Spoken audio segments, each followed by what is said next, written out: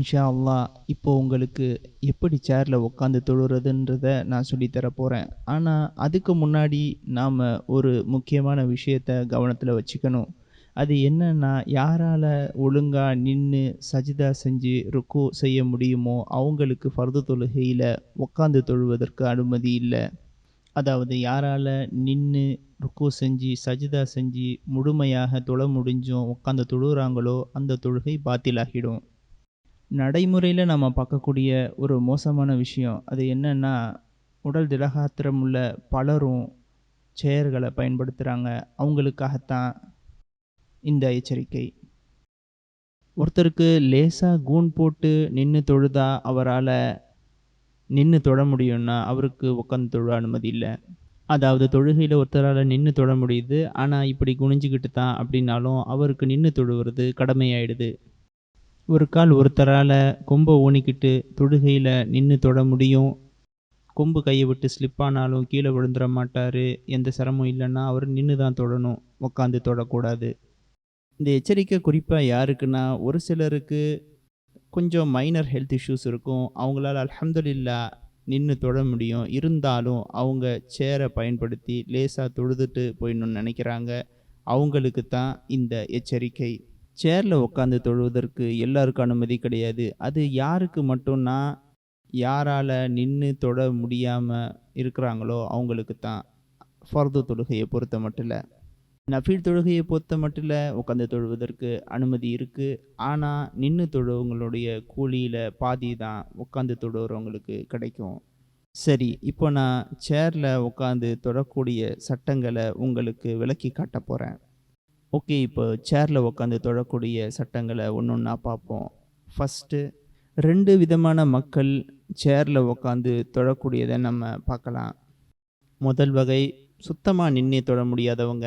அல்லாஹ் தாலா முஸ்லீம் மக்கள் அனைவருக்கும் ஆரோக்கியத்தையும் ஆஃபியத்தையும் தரணும்னு கேட்டுக்கிறேன். இந்த மாதிரியான மக்கள் முழுவதுமாக உட்காந்து தான் தொழ முடியும். அவங்களால சுத்தமாக நிற்கவே முடியாது.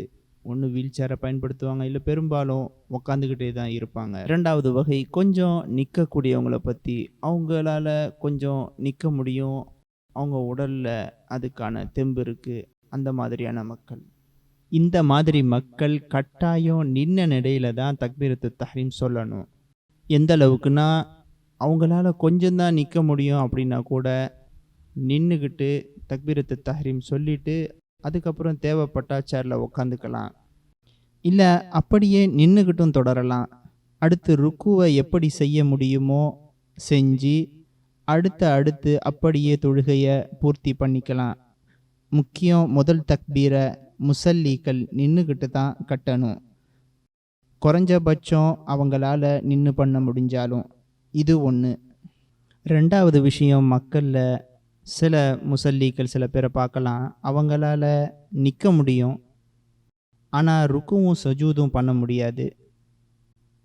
அவங்க என்ன பண்ணுறது? இப்படி பண்ணணும், நின்றுக்கிட்டு தக்பீர் கட்டணும்.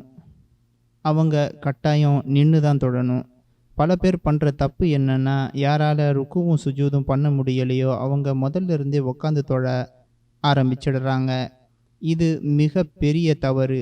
தொழுகையை முழுசாக பாழாக்கிடும். ஸோ நின்றுக்கிட்டு தான் தக்பீர் கட்டணும். சூரத்துல் ஃபாத்திஹா ஓதி அடுத்து துணை சூறாவையும் ஓதிட்டு அடுத்து ருக்குவுக்கு போகையில் அவங்களால ருக்குவை நார்மலாக பண்ண முடியாதுல்ல. என்ன பண்ணணும்? அல்லாஹு அக்பர்னு நின்றுக்கிட்டே சொல்லிட்டு தலையை இப்படி லேசாக கீழ் நோக்கி சாய்க்கணும்.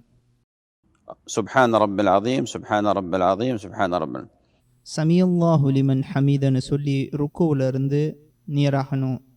ஏன் நின்றுக்கிட்டு ருக்குவை செஞ்சோம்? ஏன்னா ருக்கு கியாமை தொடர்ந்து வர்றது. ருக்குனுடைய நிலை கியாம் நின்ற நிலைக்கு தான் இருக்கும், ஜுலூஸ் உட்கார்ந்த நிலையை காட்டிலும். அதனால தான் முடியாத பட்சத்தில் செய்கையாக நின்றுக்கிட்டு இப்படி அல்லாஹு அக்பர்னு தலையை குனியணும். சமி அல்லாஹு லிமன் ஹமீத். சுஜூதை பொறுத்தவரை சகோதர சகோதரிகளே, அதன் நிலை தரைக்கு நெருக்கமான நிலை. அதனால் சேரில் இல்லை தரையில் உட்காந்துக்கலாம். பட் நாம் இப்போ பார்த்துக்கிட்டு இருக்கிறது சேரில் எப்படி தொடணும்னு. அதனால் அல்லாஹு அக்பர் சொல்லி இந்த மாதிரி உட்காந்துக்கிட்டு சுபஹான ரப்பியல் ஆலா சுபஹான ரப்பியல் ஆலா ஓதி அப்புறம் அல்லாஹு அக்பர் சொல்லி தலையை நேராக்கி ரெண்டாவது சஜிதாக்கு மறுபடியும் இப்படி அல்லாஹு அக்பர்னு தலையை கீழே சாய்க்கணும். சுபஹான ரப்பியல் ஆலா, சுபஹான ரப்பியல் ஆலா, அல்லாஹு அக்பர். கவனிக்கணும், நான் கைகளை இங்கே இயல்பாக வச்சுருக்கேன். இங்கே சில தொழுகையாளிகள் பண்ணக்கூடிய தவறுகளில் ஒன்று அது என்னன்னா, சில பேர் ஈவன் சில ஃபுகஹாக்கள் இந்த கருத்தை தெரிவிச்சிருந்தாலும் சரியான கருத்து, எந்த ஆதாரமும் கிடையாது, அடிப்படை ஃபிக்கோடவும் பொருந்தாத கருத்து என்னன்னா, சஜிதாவுடைய நிலையில் கைகளை இப்படி அந்தரத்தில் நிறுத்துகிறாங்க. இந்த மாதிரி சஜிதாவுடைய செய்கையாக இது தவறு சகோதர சகோதரிகளே. بارك الله فيكم. கைகளை வைக்கிறத பொறுத்த வரைக்கும் ஒன்று இரு தொடைகள்லையும் வைக்கலாம், இல்லை சேரோட கைப்பிடிகளில் இந்த மாதிரி வச்சுக்கலாம். ஏன்னா சேரில் உட்கார்றவருக்கும் தரையில் உட்காந்தா என்னவோ அந்த அடிப்படை தான். தரையில் நார்மலாக தொழும்போது என்ன சட்டம்னா, அவரால் தரையில் கை வச்சு தொட முடியும்னா தரையில் கையை ஊன்றுவது அவர் மீது கடமை. இதன் அடிப்படை الميسور لا يسقط بالمعسور. இது மார்க்க சட்டங்களை வகுக்கிற அடிப்படை சட்டங்களில் ஒரு சட்டம். அதாவது மார்க்கம் ஒன்று செய்யும்படி கட்டளையிட்டு இருக்க, அதை முழுசாக நிறைவேற்ற முடியலைன்னா, அதை முழுசாக செய்ய தாக்கத் இல்லைன்னா, அதை எந்த அளவுக்கு நிறைவேற்ற அவருக்கு தெம்பு இருக்கோ அந்த அளவு அவர் அதை நிறைவேற்றுவது அவர் மீது கடமை. முழுசாக செய்ய முடியலன்னு சொல்லி அதில் செய்ய முடிஞ்ச அம்சத்தையும் கைவிடக்கூடாது. கையை நான் சொன்ன மாதிரி வைக்கிறது, கைகளை இப்படி அந்தரத்தில் வைக்கிறத விட தரைக்கு நெருக்கமானது. பாரக்கல்லாஹு ஃபீக்கும். இதனால தான் இந்த எச்சரிக்கை. இது யாருக்குன்னா, தன்னால் நிற்க முடியும் ஆனால் ருக்கு சுஜூது செய்ய முடியாதுங்கிறவங்களுக்கு. மீண்டும் சொல்கிறேன், ருக்கு கியாம் நிலைக்கு நெருங்கின ஒன்று. அதனால தான் நின்றுக்கிட்டே தலையை வெட்ட சொன்னேன். சுஜூதை பொறுத்தவரை தரையில் இல்லை சேரில் உட்காந்துக்கிட்டு தலையை வெட்டி சுஜூதுக்கான செய்கையை செஞ்சு அதில் ஓத வேண்டிய நபி ஸல்லல்லாஹு அலைஹி வஸல்லம் கற்றுத்தந்த ஜிக்ருகளை ஓதிக்கணும்.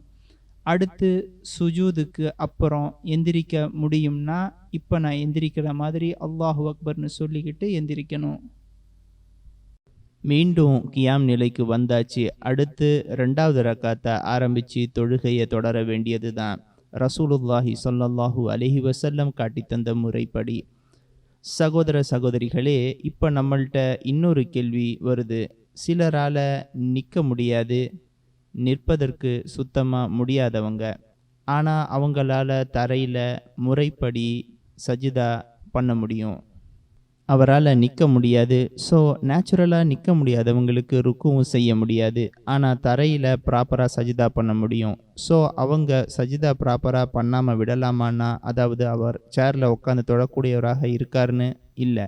ஸோ இப்போ ஒரு விஷயத்தை பார்ப்போம். ஒருத்தர் தொழுகையில் நிற்க முடியாதவர், ருக்கு செய்ய முடியாதவர், சஜிதா மட்டும் முடியும். என்ன பண்ணணும்? இப்படி பண்ணணும். ஆணோ இல்லை பெண்ணோ கியாம் ருக்கு ப்ராப்பராக பண்ண முடியாதவங்க இப்படி தக்பீர் சொல்லி கைகளை கட்டணும்.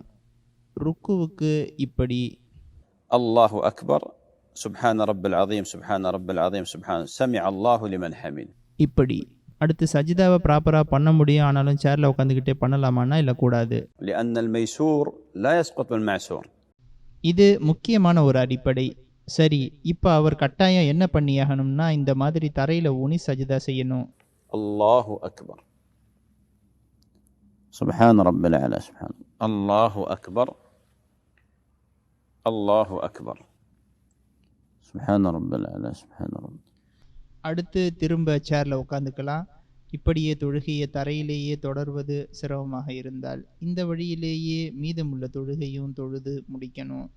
இப்போ நான் சொல்லித்தந்த மாதிரி இது ஒரு முக்கியமான விஷயம். ஆனால் மக்கள் பலரும் இதில் அஜாக்கிரதையாக இருக்காங்க. இன்னும் ஒரு விஷயம், சிலர் சேரில் உட்காந்து தொடும்போது பார்க்கலாம், பின்னாடி சாஞ்சிருப்பாங்க. சேர்னுடைய பின்பகுதியில் முற்றும் முழுவதுமாக சாஞ்சிருப்பாங்க. இது நான் கவனித்தது. இதில் பல விஷயங்கள் அடங்கி இருந்தாலும் மக்கள் இந்த மாதிரி செய்கிறத தவிர்த்துக்கணும், தேவை இருந்தாலே ஒழிய. சில பேருக்கு சேரில் சாஞ்சிக்கிட்டு தான் உட்கார முடியும், அவங்களுக்கு அந்த தேவை இருக்குது. ஆனால் சில பேருக்கு அப்படி கிடையாது, அவங்களால நேராக உட்கார முடியும். கட்டாயம் மக்கள் சேர்னுடைய பிற்பகுதியில் சாயிறத தவிர்த்துக்கணும். ஏன்னு கேட்டிங்கன்னா, அடிப்படை விதி ஒன்று இருக்குது. நார்மலாக நின்று தொடக்கூடிய ஒருவர் எதன் மீதும் சாஞ்சிக்கிட்டு நின்று தொழக்கூடாது. அதாவது எது மேலே சாஞ்சிருக்காரோ அது இல்லைன்னா விழுந்துருவாடுன்ற அளவுக்கு. அது மாதிரி சேரில் உட்காந்துக்கிட்டு தொடக்கூடியவர் நின்றுக்கிட்டு தொடுபவரின் நிலையத்தான் செய்கிறாரு. ஸோ உங்களால் பின்னாடி சாயாமல் நிமிர்ந்து உட்காந்து தொட முடியும் என்றால் அப்படித்தான் நீங்கள் தொழுதாக வேண்டும். உங்களுடைய முதுக சேரின் பிற்பகுதியை விட்டும் தூரமாக்கிக்கோங்க. இதுதான் இயல்பாக தொழும் முறை. அல்லாஹ் உங்களுக்கு பரக்கத் செய்யட்டும். இது ஒரு முக்கியமான விஷயம். கட்டாயம் சேரில் தொடக்கூடிய தொழுகையாளிகள் செய்யும் தவறுகளில் மிகவும் எச்சரிக்கப்பட வேண்டிய ஒன்று. இது சம்பந்தமான இன்னொரு சமாச்சாரம் சகோதர சகோதரிகளே, சுஜூது செய்கிறதுக்குன்னு முன்னாடி ஏதாவது ஒன்று வச்சுக்கிறது. நெத்தியை வைக்கிறதுக்கு உதாரணத்துக்கு பில்லோ, இல்லை இப்போ மக்கள்கிட்ட பிரபலமாகிட்டு வர்ற புதிய வகை நாற்காலிகள், நெத்தியை வைக்கிறதுக்குன்னே பிரத்யேகமாக முன்னாடி மெத்தை மாதிரி ஸ்டாண்டு வச்சு செய்யப்பட்ட நாற்காலிகள். இதையெல்லாம் என்னன்னு சொல்கிறது? ஏன் இப்படி பண்ணுறாங்கன்னா தலையை எதுலையாவது வச்சாகணும்னு நினைக்கிறதால தான். ஆனால் இப்படி இல்லை. இதில் கருத்து வேறுபாடுகள் இருக்குது. பெட்டர் இந்த மாதிரி விஷயத்தை தவிர்த்துக்கிட்டு இயல்பாக என்ன முடியுமோ அப்படி தொழுதுக்கலாம். தலைவாணியை முன்னால் வைக்க வேண்டியதில்லை. அதே போல் இந்த மாதிரி மெத்த ஸ்டாண்டு வச்ச புது ரக நாற்காலியை தேடி வாங்குகிற தேவையும் இல்லை. இயல்பாக என்ன முடியுமோ அப்படி சஜிதாவுக்கான செய்கையை நாம் முறையாக செஞ்சால் போதும். சேரில் சஜிதா செய்கிறதோட சம்மந்தப்பட்ட இன்னொரு மிதமிஞ்சிய செயல் நாம் பார்க்க போகிறது என்னென்னா, மக்களில் சில பேர் ருக்கூலையும் சுஜூதுலையும் மிதமிஞ்சி முன்பக்கம் குனிகிறாங்க. தெரிஞ்சுக்கோங்க, நபி ஸல்லல்லாஹு அலைஹி வஸல்லம் கிட்டேருந்து வரும் சஹீஹான வழிமுறை சொன்னாங்க, தலையை கொண்டு செய்கை செய்யுங்கன்னு. செய்கை தலையை கொண்டு மட்டும்தான் இருக்கணும், உடலை கொண்டு இல்லை. அதாவது இப்படி செய்யணும்: அல்லாஹு அக்பர், ருக்கூவுடைய நியத்தோட. சமிஅ அல்லாஹு லிமன் ஹமித். அடுத்து அல்லாஹு அக்பர் சொல்லி சுஜூதுக்கு இப்படி பண்ணணும். அடுத்த தக்பீர். மக்களில் சிலர் மிதமிஞ்சி இந்த மாதிரி ருக்குவில் செயல்படும் உறுப்புகளை உட்கார்ந்துக்கிட்டே நின்னா எப்படி பண்ணுவோமோ அப்படி பண்ணுறாங்க. இது போல் அல்லாஹு அக்பர், சமிஅ அல்லாஹு லிமன் ஹமித். இப்படி பண்ணுறது தப்பு. இதே போல் சுஜூதுலையும் இப்படி பண்ணுறதை நம்ம பார்க்கலாம். இந்த மாதிரி அல்லாஹு அக்பர், இதுவும் தவறு. அல்லாஹ் அஸ்ஸவஜல் மார்க்கத்தை எளிதாக்கி இருக்கான், தொழுகையை குறிப்பாக. அதுவும் யாருக்கு உடல் உபாதைகள் இருக்குமோ அவங்களுக்கு கூடுதலாக. நபி ஸல்லல்லாஹு அலைஹி வஸல்லம் சொன்னாங்க, தலையை கொண்டு செய்கை செய்யுங்கன்னு. அரபியில் யூமான்ற சொல் வருது, இதுக்கு செய்கைன்னு பொருள். இப்படித்தான் தலையால் செய்கை. அல்லாஹு அக்பர், சமிஅ அல்லாஹு லிமன் ஹமித். சுஜூதுக்கு தலையை மட்டும் இப்படி தாழ்த்தி அல்லாஹு அக்பர், அல்லாஹு அக்பர். இப்படி தொழுகையாளிகள் செய்ய வேண்டியதை மட்டும் செஞ்சால் போதும். அதை கடினமாக்கி கொள்வதை விட்டும், பொடுபோக்காக இருப்பதை விட்டும், மிதமிஞ்சிய செயல்களை விட்டும் விலகிக்கணும். இதனால் தொழுகையாளிகள் தன்னைத்தானே கஷ்டத்துக்கு ஆளாக்கிக்கிறாங்க. உதாரணத்துக்கு கைகளை இப்படி அந்தரத்தில் வச்சு சஜ்தா செய்கிறது, இது தவறு. இப்படி செய்யணும்னு சொல்லி எங்கேயும் அல்லாஹ் சுப்ஹானஹு வ தஆலா கட்டளையிடலை. நபி ஸல்லல்லாஹு அலைஹி வஸல்லமும் இப்படி சொல்லித்தரலை. இது சில ஃபுகஹாக்களுடைய இஜ்திஹாதின் முடிவு. அதாவது தரையில் கைகளை வைக்கிறத வச்சு அவங்க ஒப்பிட்டு சொன்னது. ஆனால் உண்மை என்னென்னா, இப்படி சேரின் கைப்பிடியில் கைகளை வைப்பது தான் சரி. எதுக்குன்னா அதுதான் தரையோட இணைஞ்சிருக்கு. இல்லாட்டி தொடைகள் மீது வைக்கலாம். ஸல்லல்லாஹு அலா சய்யித்னா முஹம்மத் வ அலா ஆலிஹி வ ஸஹ்பிஹி வஸல்லம் தஸ்லீமன் கஸீரா.